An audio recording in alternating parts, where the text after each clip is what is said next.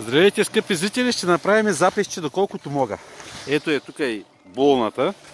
Ето е и Марморана. Чакай да я видим. Айде, Марморано, тръгваме. Айде, каквото мога. Ще запиша. Сега тук от кафето отиваме към подножието на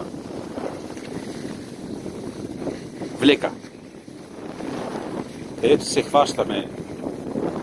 Това е сега скипът, който отива към същинската писта, която и сега ще ви я снимам да я видите колко е готвено. Ето тук в тясно, тая писта, която е по нея, се пускаме постоянно, тя ни е любима. Колкото може да се види, защото аз не знам колко хващам от цялата работа. Ей тая писта. И сега ние в долната и част ще сляза, за да се хванем на влека. Ето сега ще отим на едно скокче. Ето към много летима. Ето скокче. Скок! Добре. Айде ви си колко къркете.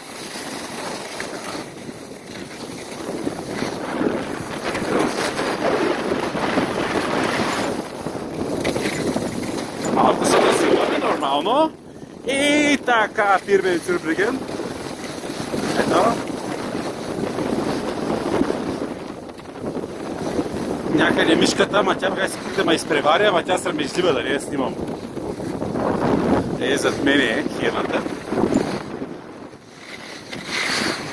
Добре, ще влезем и в съоръжението. Ето я хиената, виждате ли?